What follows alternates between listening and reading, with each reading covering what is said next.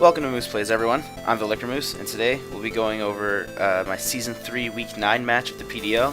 It is against a good friend of mine, Mark.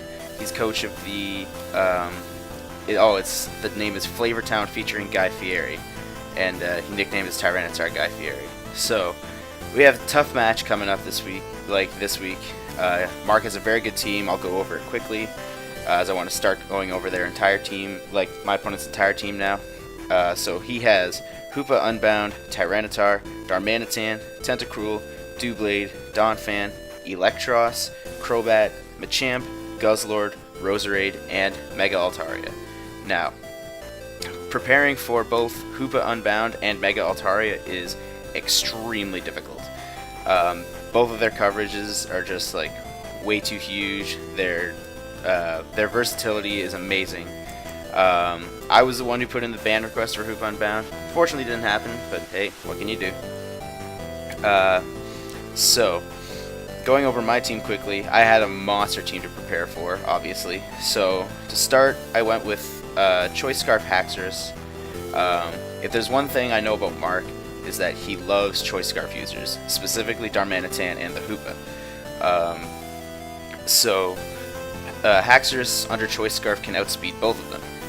Earthquake can OHKO Darm, and Outrage can OHKO Hoopa. So beyond that, I gave it Poison Jab to be able to hit Altaria after it Mega Evolves, and what else did I give it? I had Poison Jab, Earthquake, Outrage, and Low Kick, right, Low Kick, to hit the Tyranitar mostly. But he has a few other heavier Pokemon, so I figured that would be good. We're running Lopunny, outruns this whole team. Like most teams, to be honest. We're once again only running like a normal fighting package. So return and high jump kick, normal stabs. Running power up punch because, believe it or not, Mark's team has a lot of like decent counters to Megalob, like this Crobat here, and even the Tentacruel. So running power up punch to like hopefully revenge kill something that's already weakened, and then get a power boost to dent these things like this a little bit harder.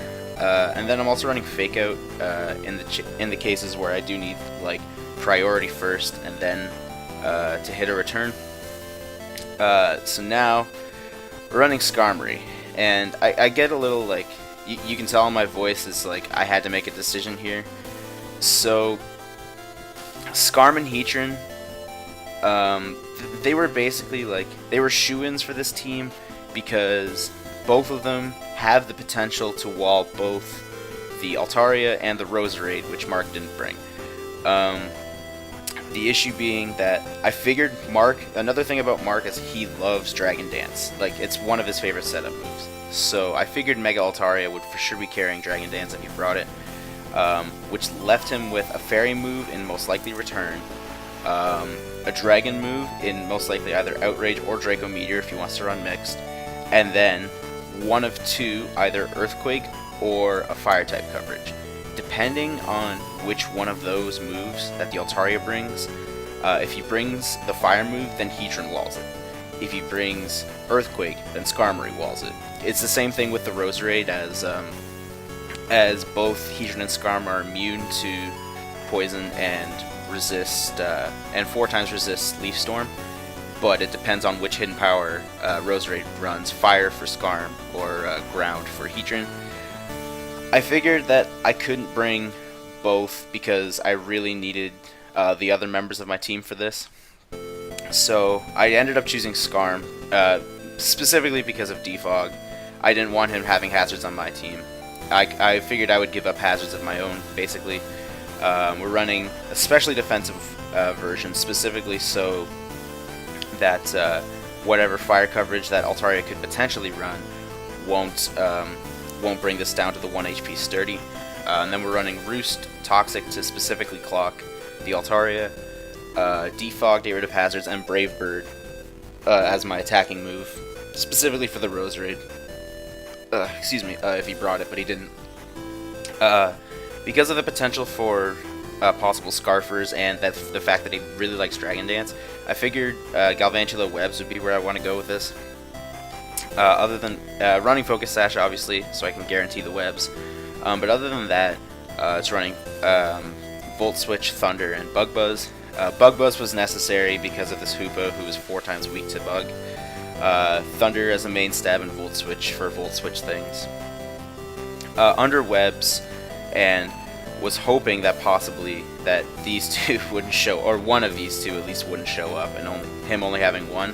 Azelf does put a good dent in most of his team, especially under Webs. Running Nazi Plot, Life Orb, like usual, to be honest. Psyshock this time, because that hits Tentacruel much harder. The same thing with Electros, since he normally runs Assault Vest on it.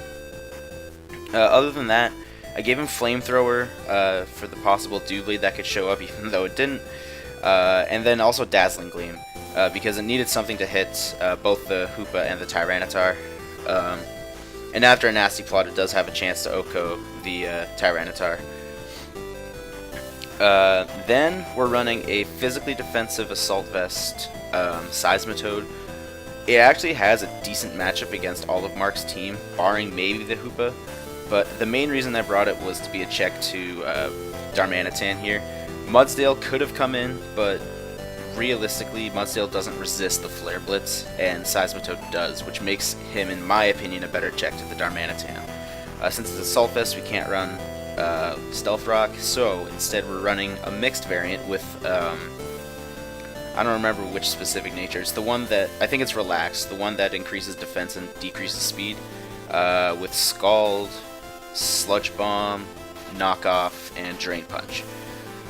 So, with this lead, I'm just going to lead with Galvantula here, hoping to get up some webs, as he leads with Tyranitar.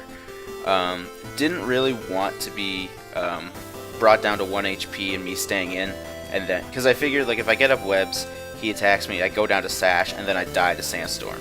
That means that Rapid Spin or Defog takes out webs for the game. So instead, I just decided to Volt Switch out into Seismitoad, which is a pretty good check to this, as he reveals to have Stealth Rock.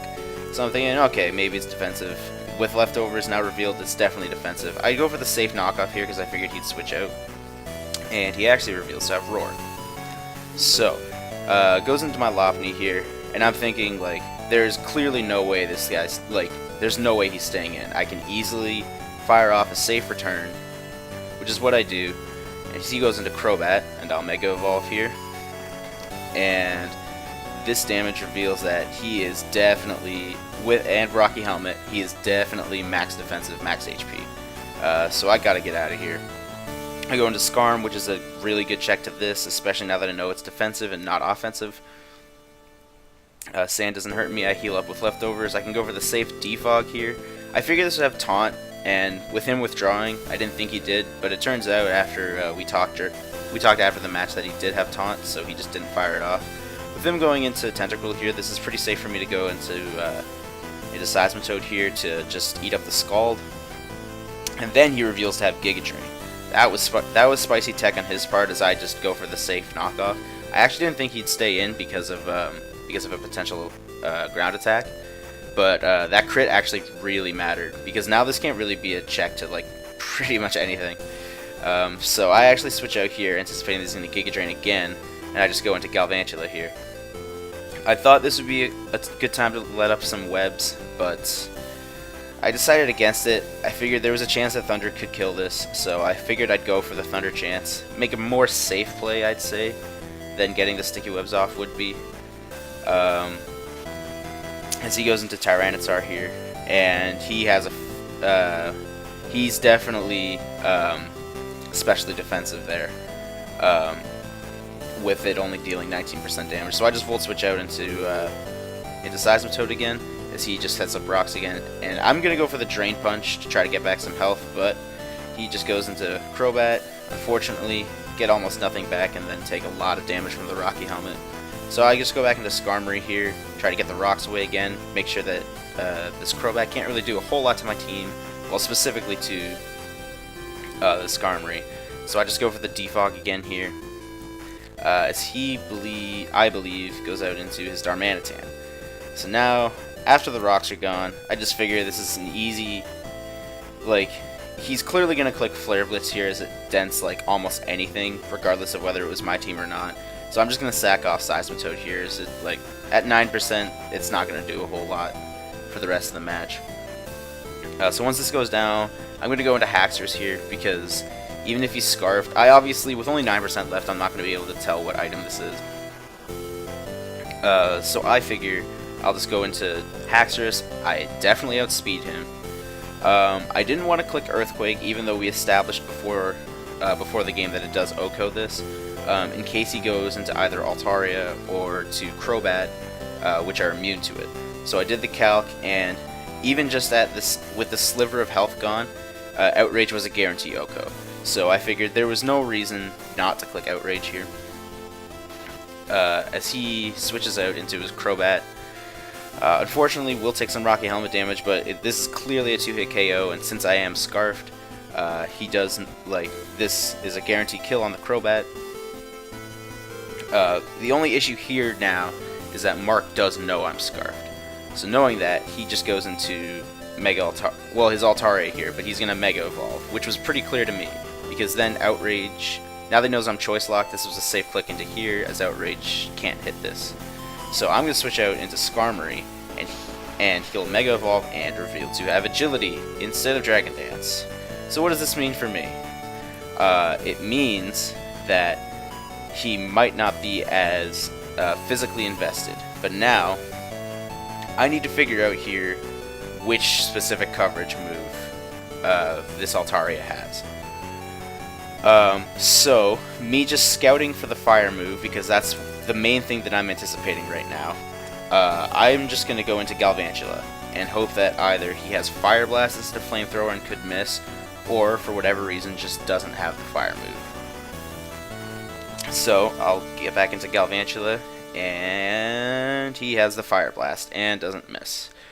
Really, really bad news for me. Right now, I am like, during the match, I am like yelling at myself in my head because I'm thinking Heatran would have been a much better answer to this right now than Skarmory would.